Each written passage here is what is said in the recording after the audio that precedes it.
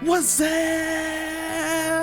Alpha? This your boy here with Keep It 99. I am solo. Stephen A. Smith is about looking like he trying to leave us solo with Shohei Ohtani talking about he only want his number one player in American pastime, Major League Baseball. The face of it must be able to speak English, because my boy Stephen A. really putting that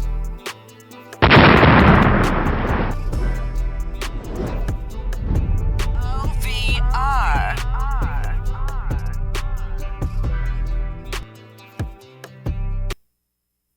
in it. You know what I mean?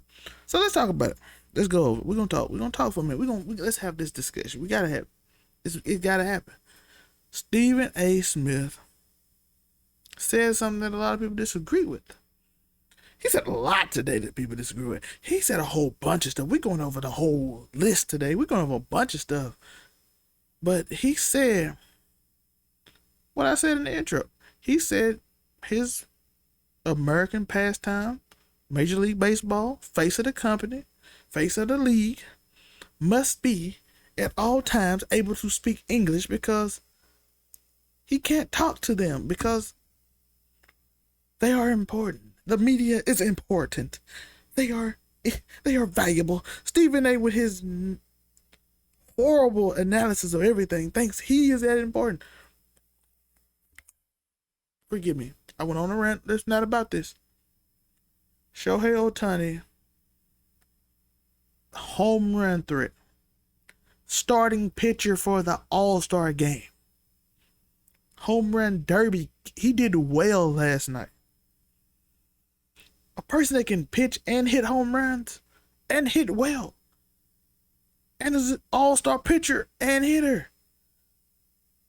If somebody can do that, they are literally the face of the league, especially if they do both at all-star level. That's incredible.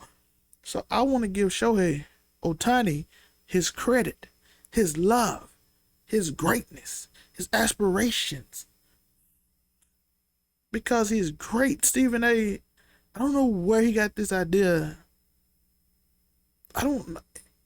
Has he been the same since Kwame been on his neck? Has Stephen A. really been the same since Kwame Brown came up and called him out, dissed him, disrespected him, said he's phony, said he's fake? What you doing over there with them kids? I got some mamas cooking for you. That's what Kwame said. The man ain't been the same. He said he's getting people names wrong. He doesn't even know who plays for who.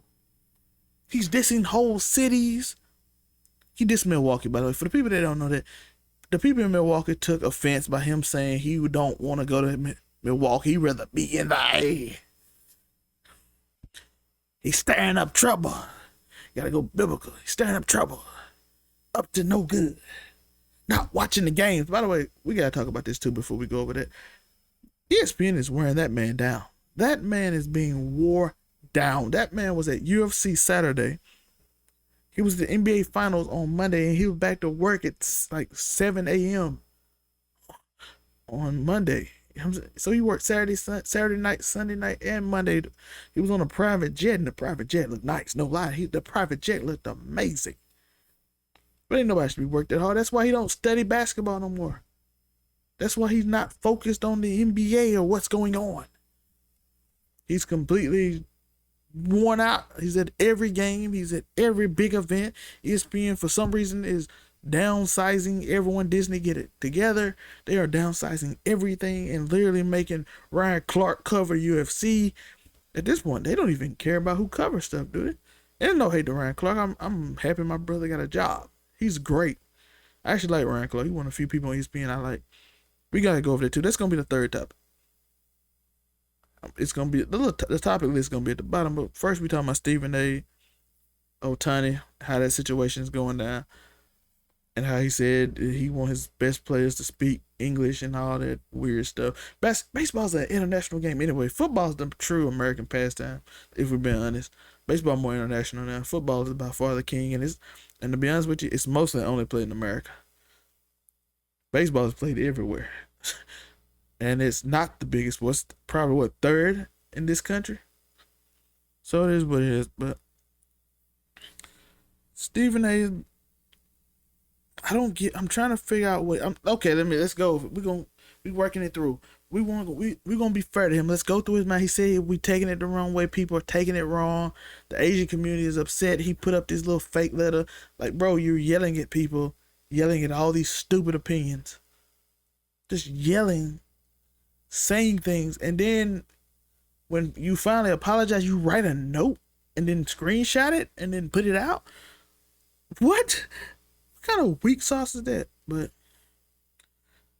again, Stephen A. has been overworked, and according to Kwame, he'll sell out. I don't know nothing about none of that. I don't know the man. I hope the guy. I want him to get rest, cause he ain't focused. He don't even watch the games no more. I don't think no one on ESPN really watched the game. Tim Legler the best. Tim Legler need a show. Katie Knowles and for comedic relief, she's hilarious. She's amazing, but she don't get on TV either. Tim Legler, they put him on at 12 o'clock at night. He's like the best analyst they got. He just come on at 12 o'clock at night randomly. Hey, come on, 12 o'clock with nobody watching. Just get this time out. So, Stephen A. Again, let's go over what he's talking about.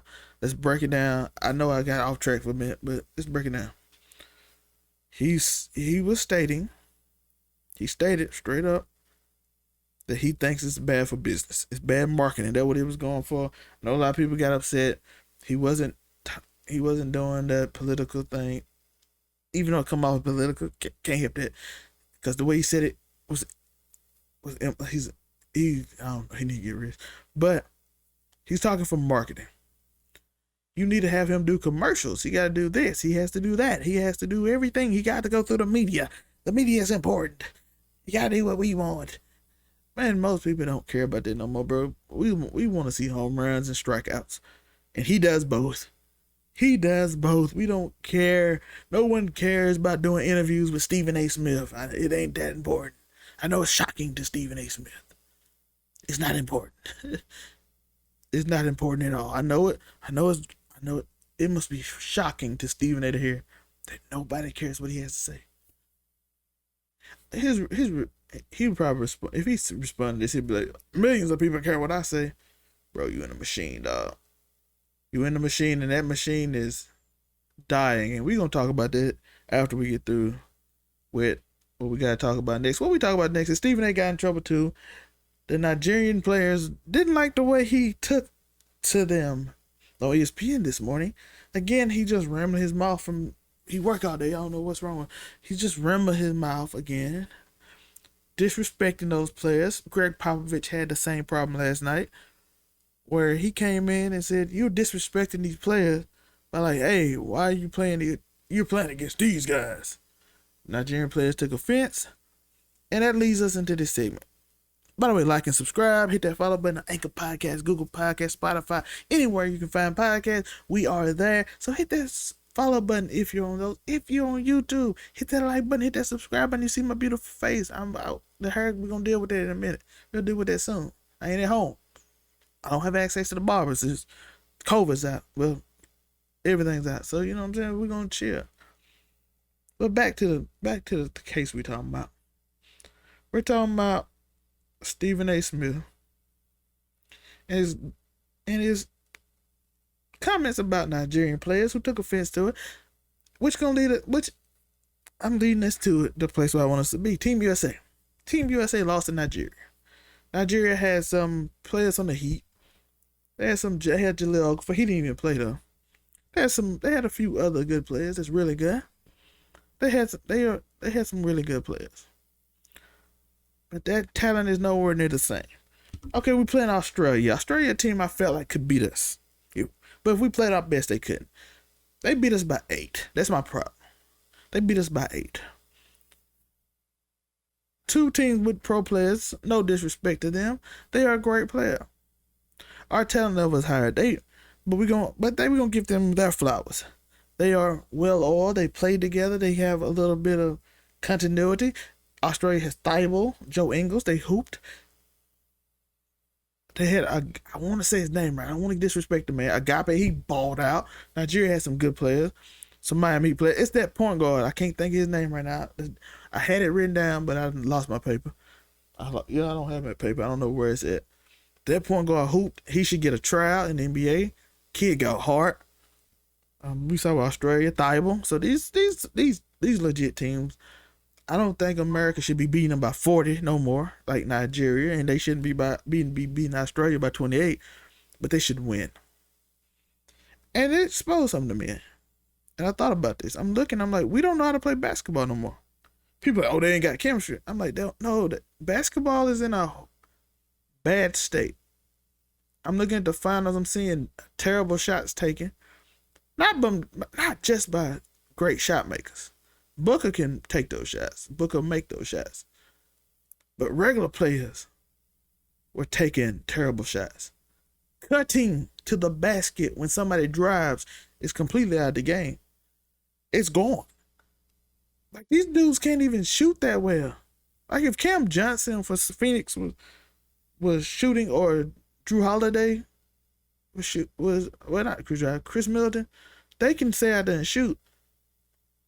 But ultimately, it leads to one-on-one play. One-on-one play, and then they get caught. They force fouls. Now, the rule change next year on these forced fouls that they won't be called no more. So, I think I'm predicting early next year, I'm predicting this. I'm predicting that ultimately, wait for it. I'm predicting that ultimately, a lot of these people that you think play well are gonna be exposed, because when they really have to play, they're gonna be exposed, because all they do is get fouls when they're in bad position. Why? Because the team don't play. Not that they're not good players. Not that they're not good players, but they're gonna be exposed because simply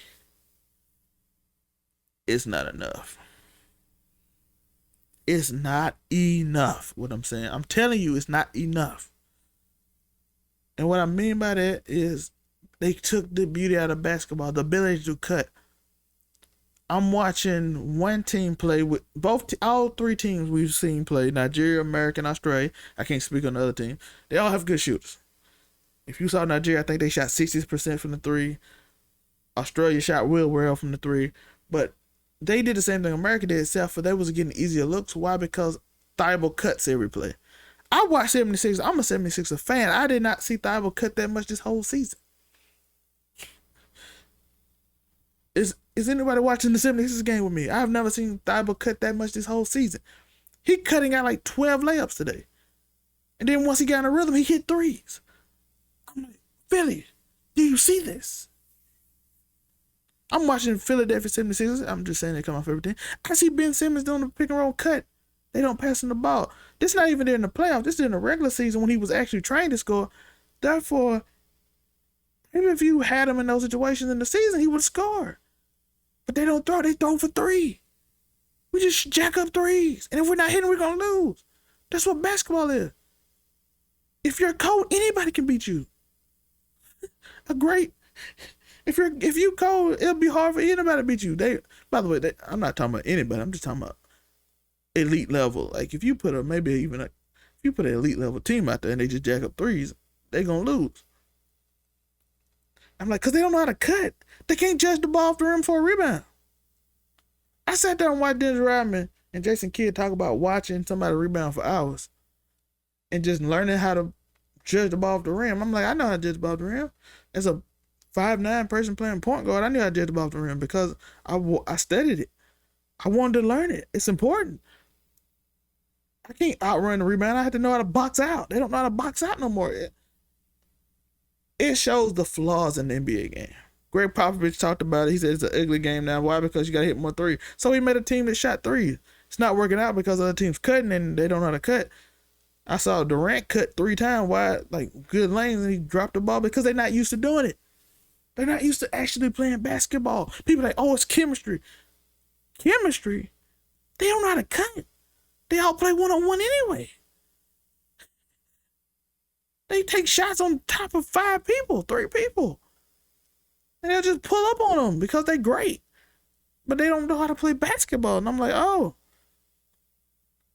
In the NBA, they focus completely on that one player. So those one or two players on the team, 1, 2, or 3 players, and that player gets shots because everybody on the team is working to get them shots.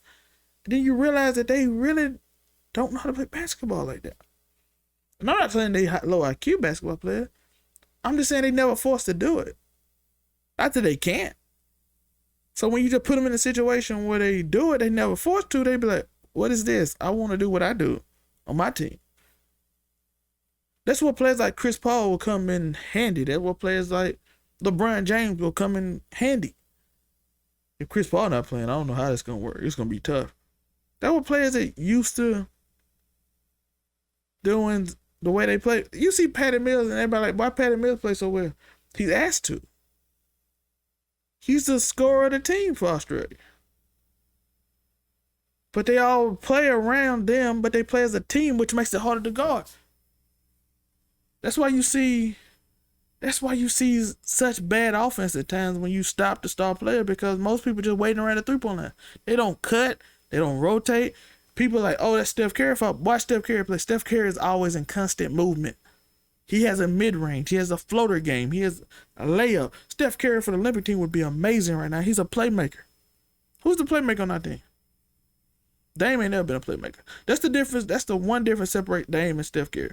I think Dame is more cold-blooded, more calculated, more dangerous in terms of just scoring, in terms of in-game scoring, not just scoring because Steph Curry scored. But Steph Curry more of a playmaker to me. Steph Curry can set up things. He's around a team that allows him to play make, and he had Draymond Green mostly, so he don't have to do it much. So he just runs screens. Dame more of an ISO player. Steph can run around and do Reggie Miller style, or he can do the Dame style. He's versatile in that way, and he can play make. So Steph is very versatile. Dame is stronger, bigger, a little more clutch at the end, I think. So that's the difference between them two. But yeah, like I said, he's not a playmaker. So you have these situations where these players who really don't know the fundamentals of basketball because they're so great never had to, that you look at them against teams that actually play team ball, and you see how the other team is getting layups and they struggling to hit 3. They can win gold, but they can still win gold because they ultra talented, and all they gotta do is get hot for how many games? You have the best players in the world, some of the best scorers in the world, and all you gotta do is tell them to get hot. That's not hard, but they will struggle a lot more. Why? Because they don't play ball. They're not used to the physicality either. The league bails them out with these horrible calls that's going away next year. Like I said, they're going away when they end up. They're gonna force people to learn how to play offense. These coaches really don't be coaching in the NBA, and that's a problem too. The players run the whole league, and it ain't nothing wrong. I don't mind the players running the league, but when you just lose the ability to function, and just like stars all the stars averaging 38 in the playoffs and 40 because they get fouled 20 times, and then so when they make bad plays, they can just, oh, this dude's in a weird position. Let me throw my arms into him. It's horrible to watch. If you don't believe me, ask Popovich said it. Don't believe me, Charles Barkley said it. Steph Curry said it. Steph Curry said he went to a game. What was it, Steph or Draymond? I don't want to say Steph. Draymond said it. He said people want to do what Steph do from the highlights, but they don't look at why he do it in the game. The running around, to get the mid range, the playmaking, the little setting people up. He runs screens. He does all that. But people don't see that. They just see the highlights, so they want to be like, I want to be like Steph in halfway. They don't want to put their work in like Steph do. They don't want to do that stuff Steph do. Now you got a bunch of players that just jack up dumb shots. And then they wonder why Team USA lose. Okay, let's get a quick plug. My boy, don't forget, in the description, you have my social medias. You can follow it down below. Right here. You see that down there? That's my social medias. This is Keep It 99 podcast. This will be, I want to update for anybody that normally watch this. Keep It 99 will be on Tuesdays now. It will be on Anchor and all those things. We're doing 2 podcasts a week instead of the weird 2 and then 2 big ones on YouTube. We're just gonna do 2. Keep It 99 where we talk about everything. I'm gonna talk about Loki in a minute. So I just want to get the sports part out the way. But we got one more sports talk before I go to Loki. It's gonna be a little short one day because I'm by myself, but we got one more sports topic. And then we're going to go into Loki and some entertainment stuff and ask questions about what y'all want me to watch. So hit that like button, hit that subscribe button. We're going to do more single topic podcasts. Shows now.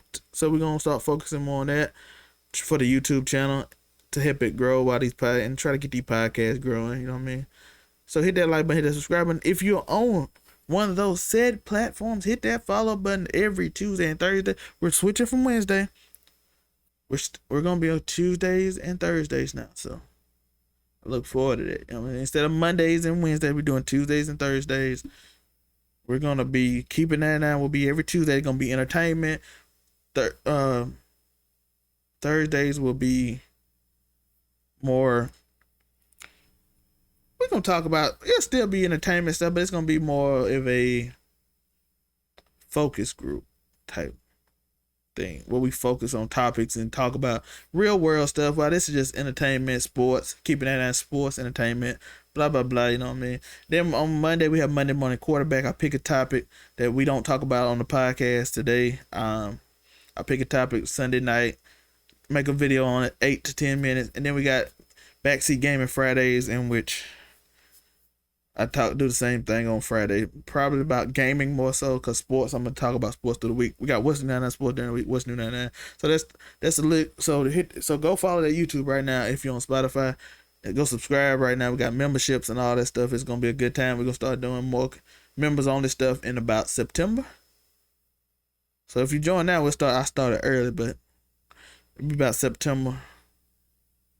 Yeah, it's going to probably be September, because I hope to even have better in even before the move. So even if I don't quite move yet, we'll still have everything set up. So be on the lookout for that. Keep an eye going. When we move to Houston, Keep an eye will be every day, and it will go up on these sites. So you'll have something every day, and plus the What's New 99, and they'll probably go back to Wednesdays. So we'll have more of that. We'll have a Keep an eye every day, and then we have the one What's New 99 where we talk about serious topics. Or we might just do Keep an eye every day and do little short topics for What's New 99. We'll think about it. Well, tell me in the comments what y'all think. But ultimately, I want to talk about something else. What about sports? What about ESPN? It's bad, isn't it? It's terrible right now where ESPN is. ESPN is in a terrible place right now. Like I said, you have Ryan Clark, who I love, and I hope he do well, doing UFC. They just got rid of the UFC guy. They have all this turmoil with Rachel Nichols dissing Maria Taylor, who is, by the way, very talented. Shout out to Maria Taylor. She is amazing. Malika Andrews is amazing too. You have all these people they're amazing talented people, but it's like it's I feel like it's in a bad place. I feel like you got a lot of people doing YouTube now on ESPN. They're trying to get that one moment, that Skip Bayless moment, that Stephen A. Thiago Splitter, Kwame Brown, he can't do this, that. They're trying to get that viral moment. So they just say things, right? I saw Perkins talk about the Suns on their way to be a dynasty. I'm like, they haven't even won this championship yet. I'm seeing Nick Wright, even on Fox Sports 1, they doing this thing where they all just try to get this trendy, I knew it first, weird stuff, telling players what they talk about in private stuff and all that weird stuff. I ain't talking about individual people, but you see it happening lately. They starting to do all that weird, trying to get on. I want that Stephen A. money type deal where they start just talking and saying weird things, not even analyzing the game. Like I said earlier, Tim Legler is on at midnight, and he's the best analyst. He actually talks about the game. Okay, how did Giannis get 40? Instead of Giannis got 40, that brother's unstoppable. They gonna have to do something with him. Giannis might be the best player since Shaq. I'm just mocking Stephen A. and Max Kellerman at this point. Like, that's what it is. That's 100% what it is. That brother's special. What did he do to get to 40, Stephen? He had 40, 13. He could do that every night. What did he do? They just had the same. Didn't they have a same segment? They just add another dude to it in the second hour. Well, Stephen A. said the same thing. And Max do something similar too, but they try to change it up a little bit, but it's the same topic. Like, they just rehashing the same stuff. That brother's special. Chris Middleton, if he scored 25, they win every game. Well done. Giannis got help. Like, that's not even out. Okay, let's do Jeff Van Gundy. What did he say on the game? Jeff Van Gundy said, "Oh, Mark Jackson, Jeff Van Gundy. Oh, if they let Chris Middleton play make, he can get in the game more and be more aggressive." Okay, basketball, basketball. Wow, analysis. You don't get that much. Tim Legler talk about how Giannis, how they set up the play. They calls out, do the pick and roll, gets where he wants to do the 3-point shooter, which would be Cunningham or Middleton. They branch out. He able to do that spin move. Then he asked, "What about the Brooklyn Nets? How they did it? How they jumped on the spin move when he do it?" But he kind of got used to it. He finding people on the cuts. Bobby Portis actually cut. I love cutting in basketball. It's a beautiful thing. You don't see it much. You didn't even see it much from Milwaukee, and they did it a few times, but it worked. They got a bunch of points in the paint. Why, when Giannis go, you drive. I don't know why they don't continually do it, but they don't. I seen a few times when Luka actually did it for Porzingis. He actually dunked. It's amazing how that works, right? It's amazing how actually playing skill basketball and seeing a lane open and actually running to it and getting a layup actually helps, rather than seeing a lane open and sit at the 3-point line and then he throw an off-foot pass and then you throw a bad shot up. It's amazing how that works, right? But you watch Tim Legler tell you how the defense playing them, how Giannis got Devin Booker on him on a switch and how he took advantage of it, how they had to foul in situations like that, and how that led to whatever it led to, how they got DeAndre Ayton in foul trouble. He had to help off this, boom. I'm like, analysis, Tim Legler, every day at 1:30 a.m. he just randomly comes on with Scott Van Pelt. But it's terrible, man, because it's all opposite. But if you don't believe me, you don't believe it's not working, look on the internet and they look at how people like, bro, I don't really care about this no more. So ESPN got to figure, Disney got to figure it out, ESPN got to figure it out, and they got to do what they got to do to improve that show. Let's talk about something else. Let's keep it 99, baby. Let's keep it 99. Loki episode 6 is coming out soon. I want to talk about Loki. I ain't got a chance to talk about it yet. But Loki's been an impressive show. Loki's my favorite show. I know some people on Loki have a problem with episode 3 and 5, but that's storytelling. You can tell the people who don't watch television and they don't understand it, how you have to develop the characters to make certain scenes work in the future. They used to all these new action movies, which are bad. Like, I'm sorry, Fast and the Furious is ridiculous. I'm gonna try to turn my brain off and watch it. I can do it sometimes. Some days I can't do it. I just get upset. I think too much for that. You know what I'm saying? I think to me like, why? How? That's not possible. Like the trailer upset me about Fast and the Furious 9 when the dude had the hook at the bottom of the car. I'm like, bro, if you hook to a mountain on the bottom of the car, the whole bottom of the car coming out. Like physics, that doesn't make sense. But maybe tomorrow will be the day I can just turn it up. But we're gonna talk about Loki. Character development. Episode 3 and 5 was amazing character development. Made me care about Sylvie. I think she's gonna be Enchantress. So this is my Loki prediction. Episode 6. I think she's gonna be Enchantress. It's an amazing show. It's my favorite show. This show is giving me what WandaVision gave me, except for I think it's paying it off better. I think it's not paying it off better. I think it's replayability better. I don't think WandaVision probably was the funniest show I ever watched in interpretation of what's gonna happen. But after you know what's happening, it's kind of not as fun. Falcon and the Winter Soldier is a fun show, which was kind of straightforward and kind of easy to tell what was gonna happen. But at the same time, ultimately became it's a rewatchable show, I should say. It wasn't as fun as WandaVision, but Loki, I feel like it's both. I think Loki is fun and rewatchable. Now, episode 6, which is coming out tomorrow, can ultimately throw everything I said off. It can throw everything I said away. It can make me upset. It can make me mad. I come up here like Stephen A. Smith and diss it all day. But so far, I'm very pleased with it. And Marvel, even if I don't like it, Taskmaster, I can accept it. I wasn't even as mad as Taskmaster, everybody else. I see potential in it. People hate it as more of a suit type thing. But I'm like, to be honest with you, without mutants, so far, it was kind of impossible to put Taskmaster in. I know he's not a mutant, but let's be honest, Brett. Saying he had it's basically a mutation. He's a mutant. I don't know. They don't call him a mutant, but he's a mutant. He has photographic reflexes. No human being has photographic reflexes. It doesn't exist. That's a mutation. He's a mutant, but he has it. So unless you invite mutants, no way. And plus, people like, oh, we wanted the guy who played Taskmaster. I can't think of his name right now. I don't want to blank. See, this is why you need people with you, so you can sit here and look at your notes while they talk. Like and subscribe. But yeah, and essentially, I think his name Masters. But he could come in later on with photographic memory and use the suit to have the reflex, and he has the photographic memory to remember which one he needs when on certain moves. So they can always recon it. I thought they left themselves leeway. I thought they left themselves some leeway with that. Cause it's called a Taskmaster program. I think they left themselves some leeway. They can retcon that in the future. They left it open. I don't mind it, and I enjoyed that, by the way. So that was just my thoughts on that before I get to Loki. But let's go. Will it be King Loki? Will the villain be Kang? Will it be Doctor Doom?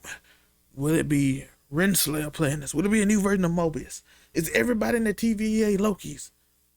To be honest, I don't know. To be honest, I don't know. And that's what makes this show fun. By the finale on WandaVision, I kind of figured what was going to happen. This episode, I don't have a clue. They have done such a great job at keeping everything straight that I'm cool with whatever they do, actually. Will I be disappointed if it's another Loki and that's it? Depending on how they do it. If they just give me Loki and this blah, blah, blah. But 50, they going to go straight in the castle. And what they going to do? 50 minutes of him fighting Loki? Like Loki fighting Loki? Is that all they going to do? How they get it to it might be interesting. Who they actually fight? They have to make a reference to Kang. It's too many Kang references not to make at least even an end credit scene at least of Kang. Or something like that. You know what I mean? It got to be something about Kang the Conqueror. Especially since we know he coming to Ant-Man. And these shows do a good job of setting these other shows up. We got What If. They got to have something. If they did a King Loki, they would have to do something with the multiverse going crazy or something, right? I think whoever's at the end, I don't think it's going to be Kang, but I think he's going to be in charge of it. And I also think that it's going to might be Tempest. They might make Tempest into a character or something. They call him, they call him He Who Remains. It might be a Loki to be He Who Remains. They got a lot of things they can do, but they'll figure it out. I think they'll do a decent job. The writer's really good. They have a really good writer. She's really good. The director's really good. So it's a lot of good stuff we think they're gonna do with Loki, but I'm interested. What are y'all thoughts? Well, how you think the series is gonna end before we get to finale tomorrow? I don't know if I'm a Marvel fan from that Stephen A discussion gonna be in here, but what y'all think? It's all about Disney today, baby. ESPN, Disney Plus. What's on Hulu? Handmaid's Tale. I recommend Handmaid's Tale. Handmaid's Tale is a good show. At this point I'm rambling, but yeah, I think Loki. I think they're gonna make a reference to Kang. I think it might be Tempest. I'm going wild with it, right? Tempest. Or they might unlock Tempest to fight. What's the name? They can do a lot with it, by the way. Thor might show up. But yeah, I think they're gonna do a great job with it. And I'm interested to see where they go. Because they got What If coming up, and then they got Hawkeye at the end of the year. What If is going to be 10 episodes starting August 11th, and then Hawkeye should be right after that. And I think that's a great way to end the year. You got Shang-Chi, the Eternals, then you got Spider-Man. Marvel going to close out real strong with a lot of content. I think we're going to get like a 2 or 3 week break, and then I think it's almost Marvel content all the way. So we might get a week or something. We might get a week here and there off. There's gonna be a lot of Marvel content. But even then, you got the is the Groot special this year? Let me know in the comments the Groot special this year. But yeah, Stephen A, that's today's podcast, man. I'm solo, so ain't much discussion, so I'm just telling you my thoughts. We keeping it 99, baby. Trying to upset the balance of the universe. Trying to keep my timeline straight so TVA don't get me. But yeah, this is the podcast. They Stephen A. Smith offended a lot of people today. Nigerians, the Asian community, anybody who don't say you have to speak English to be a star in the country. He just went crazy. Sports, ESPN got to do better because I think they don't know what they're doing. A lot of these businesses don't know what they're doing, bro. They outdated. They got an outdated philosophy. They don't really understand new age stuff. They're terrible at it, and that's why these shows. That's why TV dying anyway. But people don't care. Keep your kids away from the phone so much and let them live in the present. It's gonna be great for their mental health in the future, and they won't hate you. So keep stomping, like and subscribe, follow me, and remember the new schedule I told y'all in the beginning of the podcast. Monday is Monday quarterback. Tuesday, keep it 99. Thursday is what's new 99. Friday is backseat gaming. And throughout the week, any big news come up, we got what's trending, and what's new 99 sports and news. So that's gonna be throughout the week. What's new 99 podcast, like I said, is Thursday. This is Keep It 99, where we talk about your entertainment, whatever is in the news and entertainment. Shout out to my cousin Ray J. Wendy Williams is canceled. I forgot to mention that. By the way, that Wendy Williams thing is sick. I don't know if y'all know about that, but I don't think y'all want to hear that right now because it's more about sports. But I just want to bring that up. Tell y'all I love y'all. You are alphas. You know what you do. You know you're looking cute. You're looking clean. You're looking sexy because you like your body. And remember to keep stumping. Oh, why do you need to keep stumping? Oh, why you need to keep stumping? Because something, my brother, amazing